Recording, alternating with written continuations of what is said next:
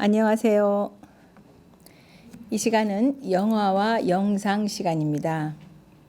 이번 시간에는 장혜섭 감독님의 6.25 그리고 70년이라는 다큐멘터리를 소개해 드릴까 합니다. 은빛 둥지에서 활동하고 계시는 장혜섭 감독님께서 우리 민족의 아주 비극인 6.25를 다시 한번 재조명하면서 후손들에게 알려주려고 제작한 작품이라고 할 수 있겠습니다. 그럼 이 다큐멘터리를 감상하시면서 저와 또 얘기 나눠보겠습니다.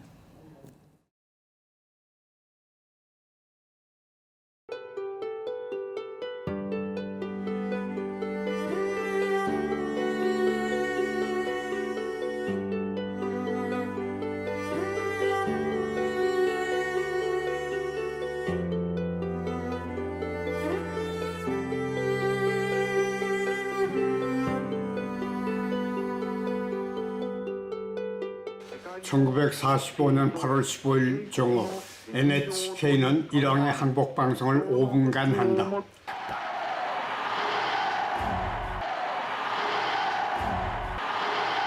삼천리는 만세 함성으로 뒤덮였다.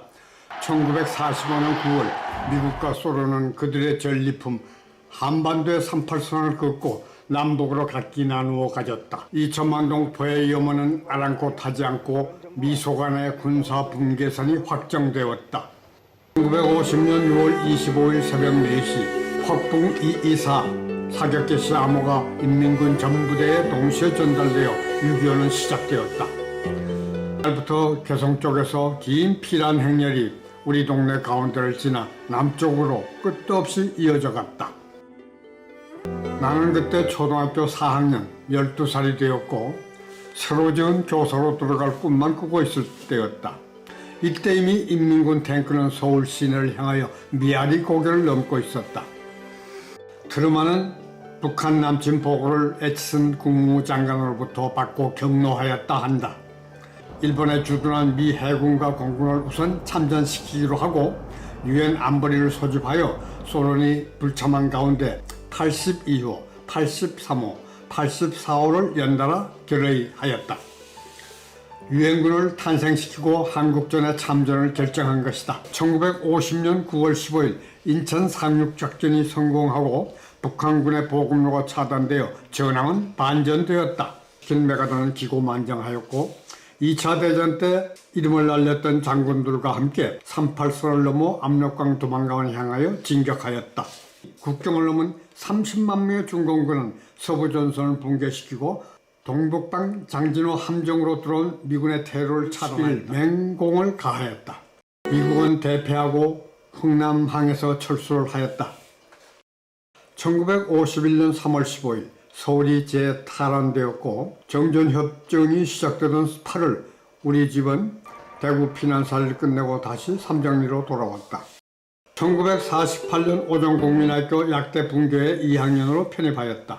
교실에서 공부를 하다 작은 유리창 밖으로 눈을 돌리면 초가집은 끝에 한 줄로 달린 고드름이 햇빛을 받아 무지개색으로 빛나며 나의 황홀한 미래를 약속해 주었다. 저게 뭐인가? 6.25는 20살에 내가 6.25를 만났거든요. 비행기가 B-29가 하늘에서 떨어져요. 내가 누가 그 옆에서 그거 폭탄이야 빨리 도망가 그래서 이제 개철 밑으로 도망가는 거죠. 저 달령으로 갔어요. 고창으로. 그러니 무슨 수도 그 사람들 본 게 총 들고 다니는. 우리 동네 이렇게 좋은 동네냐? 아니 아까운 사람들이 안 죽은 게 재미가 져서 그랬어. 좀 되니까 뭐 전부 개성은 전부 그 인민군 세상이야 전부. 그래서 거기 그때는 피난을 가고 자시고 할 사이는 없고 몇 개월 동안을 이제 이렇게 사는 거죠.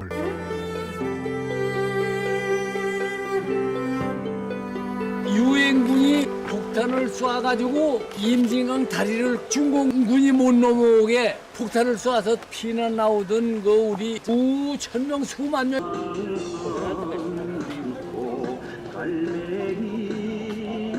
그때 당시에는 여기 허벌판에 너무 화물차만 그냥 있었어요. 내가 이 문산역에서 화물차 화통 꼭대기에서 타가지고 28일 만에 천안 밑에 전이역에서 용변을 보러 여기서 내려왔죠. 당시를 보고 올라가려니까 사람들이 그냥 하여튼 하얗게 매달려가지고 있어가지고 오르지 못하게 대길로 걷어차가지고 단신 혼자 16살 때 떨어져가지고 어디 갈 데가 없으니까 이제 머슴살이를 내가 들어간 거예요.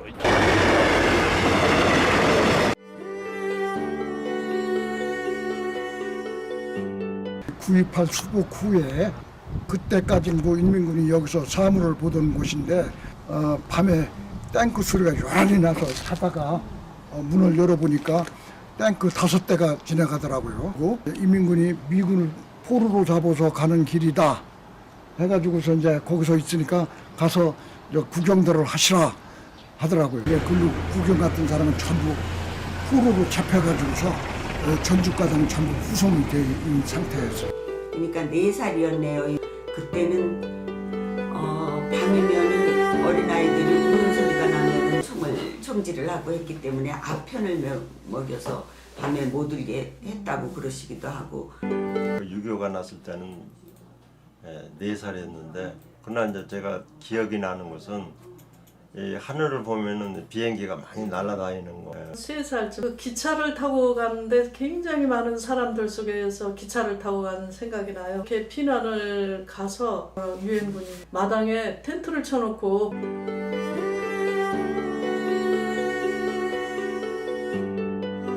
저는 53년생으로 6.25를 겪지를 못했어요. 저희 오빠, 위로 오빠 한 분이 계셨는데 6.25 전쟁 때 총탄으로 돌아가셨어요.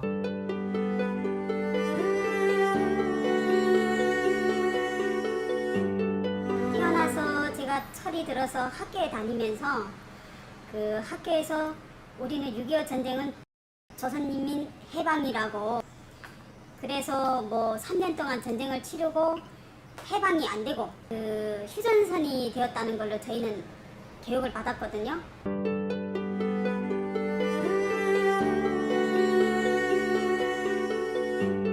저는 6.25에 대해서 아는 게 진짜 별로 없고요. 외할아버지가 6.25 참전용사셔서 전쟁이라는 거는 무서운 거고 굉장히 재난 같은 거잖아요. 그러니까 다시는 없어야 되는 게 맞다고 생각하고 지금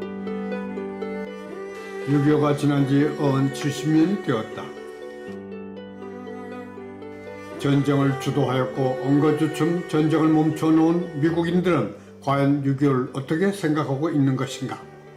지난해 12월 미국의 심장부 뉴욕을 찾았다.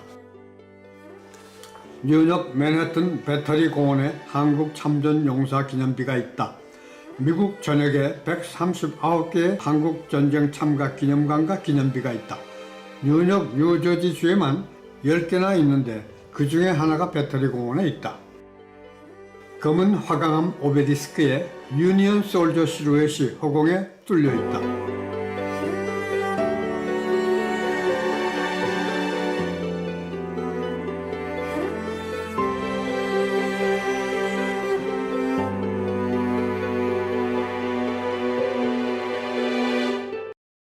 이 차 대전 참여를 계기로 미국은 불황을 극복하고 세계 패권국으로 부상하였다. 히틀러가 방어를 잘못하여 2차 대전이 빨리 끝나버려 3년간 사용할 군사물자 재고가 쌓였고 막대한 군비를 추가 투입하여야만 하였다. 경기는 급 하강하고 해결책은 난감하였다. 무언가 국제적인 긴급 사태가 필요했다. 1949년 11월 에치슨 장관은 1950년 아시아 주변 지역에서 조만간 사태가 일어날 것 예견하고 있었는데 그것은 한국, 베트남, 타이완 중 하나이거나 또는 3국 모두였다. 그의 말대로 1950년 한국에서 전쟁이 시작되었다.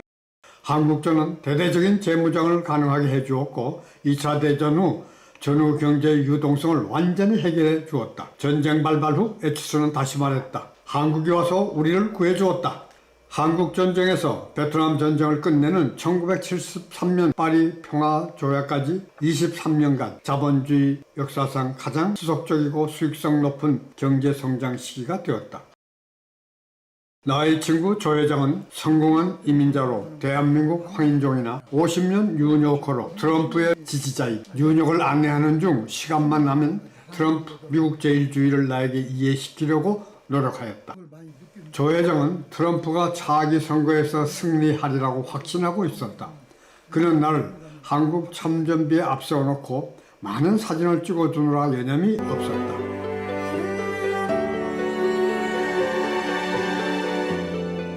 국방부 군사편찬연구소에 따르면 유엔으로 참가한 나라는 17개국이며 의료지원국이 5개국, 22개국이 참전하였다고 한다. 공산 측에는 전투부대 파견국이 3개국, 의료지원국이 5개국으로 모두 8개국이 참전하였다. 유엔군 측 사상자는 120만 명을 넘으며 공산군 측은 178명을 상회하며 합계 300만 명이 넘는 사상자를 낸 끔찍한 전쟁이었다. 민간인 희생자는 전투 원수보다 더 많았다고 하며 남북 이산가족은 1000만이 넘 인류 사상 가장 처절한 희생을 치른 전쟁이었다. 70년이 지난 오늘까지 아직도 6.25는 진행 중이며 우리 민족과 베트남 민족의 피해 대가로 자본주의는 황금기를 맞이했다는 것이다. 필요하면 언제고 꼭지만 틀면 나오는 수돗물처럼 제2의 6.25가 필요한 경우 언제나 다시 틀 수 있도록 남북한은 70년 동안 형제의 가슴에 총뿌리를 겨누고 그들의 명령을 기다리고 있었던 것이다. 모두 다시 일어나서는 안 된다는 절규에도 불구하고 언제나 누를 수 있는 전쟁 시작 버튼은 보이지 않는 그들의 손 안에 있다. 그들은 지금도 가끔 그 버튼을 만지작거리고 있는 것이다. 6.25는 미국인에게 잊혀진 전쟁이었다. 뉴욕 프로싱 베이사이드가에 있는 아담한 단독주택은 이춘범 회장의 자택이며 한국문화유산 선양회라는 간판을 걸어놓았다. 언론계에 근무하던 이 회장은 은퇴 후 20년간 부인과 함께 이 집에서 살고 있으며 1층과 지하실에 발 디딜 틈만 남기고 한국 관련 진귀한 유품 유물을 수집하여 꽉 채워놓았다. 6.25 유품으로 적은 박물관을 설립하여 역사와 문화를 공유하여 상호 이해하는 창을 만들어 양국 관계 정진에 이바지했으면 하는 것이 그의 나머지 생애의 목표라고 한다. 한국 전쟁에 대한 그 중요성이라고 할까? 이런 것을 잊혀져 가지고 미국 사람들 자신들도 영어로 표현하면 forgotten war, 잊혀진 전쟁. 참 동족 상잔의 비극을 우리가 잊어버려는 안 되겠다 생각을 해서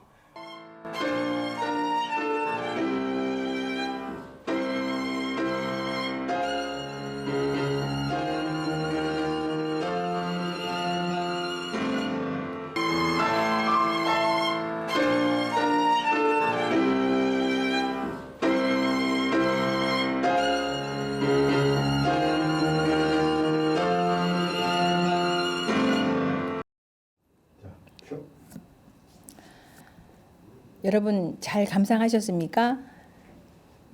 뼈아픈 과거가 있다는 것은 사실 굉장히 국민의 한 사람으로서 가슴 아픈 이야기인데요. 돌아가신 친정어머니가 항상 6.25에 대한 얘기를 하시면 세 남매를 손붙잡고 서울서 부산까지 걸어갔다는 말씀을 수시때때로 하셨어요. 이런 비극에 모든 사람들이 다 있는 우리 백성들에게 여기서 그 감독님이 참 굉장히 특이하게도 세대별로 6.25에 대한 느낌을 이렇게 인터뷰한 장면이 굉장히 마음에 와닿습니다. 30대서부터 90대까지 세대별로 6.25를 체험한 사람과 체험하지 않은 사람의 느낌을 담은 그런 영상이 굉장히 우리한테 마음에 와닿는 것 같습니다. 또한 이 그 6.25를 직접 경험해 본 그 우리들의 세대보다도 먼저 태어나신 분들에게는 해마다 6월이면 마음이 우울해진다고 하십니다. 그리고 이미 1950년도에 태어나셨던 분들이 70세가 넘으셨잖아요. 이런 마당에 지금도 계속 우리의 분단의 아픔은 진행 중인 것입니다. 언제 끝날지 모르는 이 정치적인 해석을 배제하더라도 우리 민족들이 서로 이렇게 얼굴을 보지 못하고 헤어져 있으면서 돌아가시기 전에 자기 가족과 친지들을 한 번쯤 만나보고 싶다는 그런 염원들이 꼭 한번 이루어지기를 바라면서 통일을 염원하는 마음에서 이 영화를 여러분들에게 보여드렸습니다. 지금까지 해설의 김정혜였습니다. 이 영화를 다시 감상하시고 싶으신 분은 비싸모로 들어오셔서 유튜브로 감상하시면 되겠습니다. 안녕히 계십시오.